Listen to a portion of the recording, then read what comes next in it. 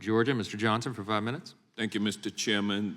H.R. 788 and H.R. 3446, which we're discussing today, should not be joined with the civil asset forfeiture measure that we're also considering today, because H.R. 788 and 3446 are MAGA Republican anti-regulatory bills in search of a problem. So I don't think we're well served by looping in this forfeiture bill with those two corporate-loving bills. H.R. 3446, the so-called Sunshine Bill, would throw a monkey wrench into the rulemaking process by creating a gauntlet of burdensome and time-consuming procedures before allowing an agency to settle cases. It opens the door wide to dilatory tactics by corporate opponents of statutes like the Clean Air Act, and it would force expensive and time-consuming litigation at taxpayers' expense. H.R. 3446 also subverts the federal rules of civil procedure and the longstanding practice of judicial discretion. Under the federal rules, the courts are empowered to manage litigation and to consider equities in their decision-making, yet this bill would strip judges of that authority. H.R. 788 would be a gift to lawbreakers at the expense of families and communities suffering from injuries that cannot be addressed by direct restitution, such as civil rights violations, environmental justice harms, or harms caused by fraudulent lending practices.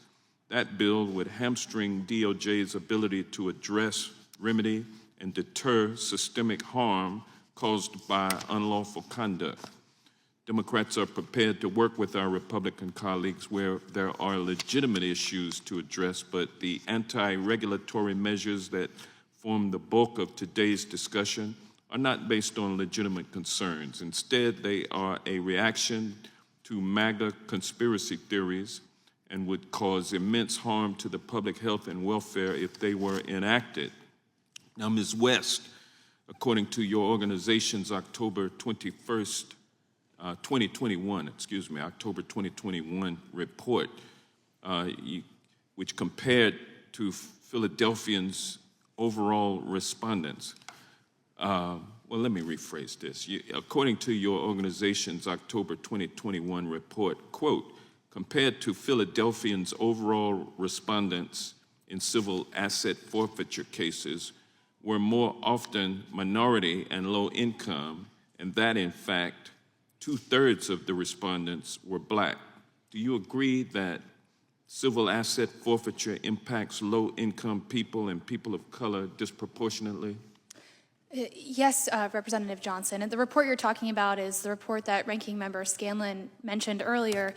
And it did find that civil forfeiture disproportionately impacts low-income and minority communities. And we have dozens of examples showing that that's the case. One example from, Mr. Chairman, from your home state of Louisiana, we have a client named Kermit Warren who was lost his job, unfortunately, in the COVID-19 pandemic. And he was going to use his life savings of $30,000 to buy a tow truck to start a new business. And so he traveled to Ohio to look at a truck. It turned out the truck didn't work for him, so he took his money and he was flying back to his home state of Louisiana. He had cash money. Cash money, that's right. And his money was seized at the airport just because it was a large sum of money, and federal law enforcement agencies can do that when they see large sums of money. Yes, sir. Mm-hmm. Thank you. Mr. Phillips, why would H.R. 788's limitation on settlement agreements be harmful? Absolutely. It would require companies and the government to potentially enter into protracted court cases. It would prohibit them from settling and using their resources to